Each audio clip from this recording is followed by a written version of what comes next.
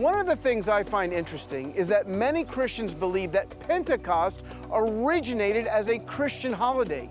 They assume that it was given that name to commemorate the outpouring of the Holy Spirit in Acts chapter 2, or they simply have no idea where it comes from. Pentecost comes from the Greek word meaning 50. It was the Greek way of saying Shavuot, the Jewish Feast of Weeks. It was also called in the Bible the Harvest Festival and the Feast of First Fruits. In the Torah, God commands Israel to celebrate Shavuot, which means weeks, 49 days after the Sunday, after the first Sabbath, after Passover begins. Those 50 days are called the counting of the Omer, or sheaves of grain. But here is where it gets really cool. Yeshua rose from the dead on the first day of the counting of the Omer. It was the Sunday after the first Sabbath, after Passover. Now that Sunday was a big deal because Leviticus 23 commands the Israelites to bring a first fruits offering. Literally, it was called head of the harvest, and it points to Yeshua.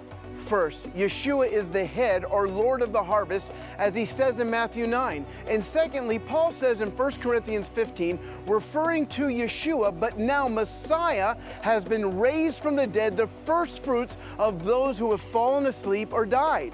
That brilliant rabbi from Tarsus knew exactly what he was saying, that the first fruits offering during Passover referred to the resurrection of the Messiah.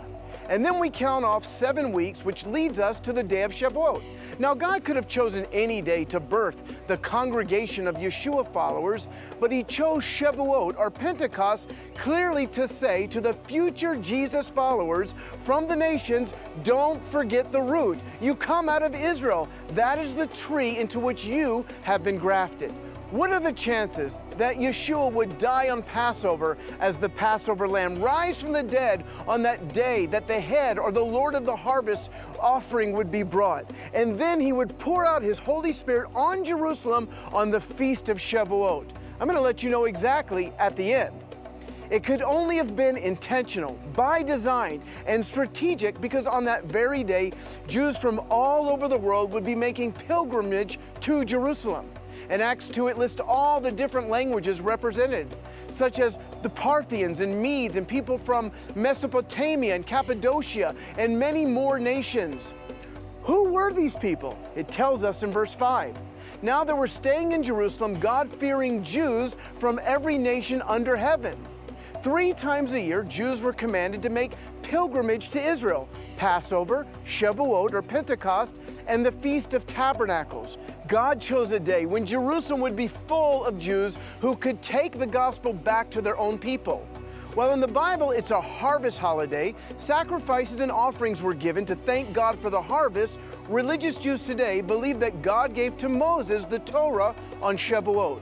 It's customary to serve all kinds of dairy dishes. Many communities will stay up all night long studying the Bible, and the book of Ruth is always read to honor her descendant, King David.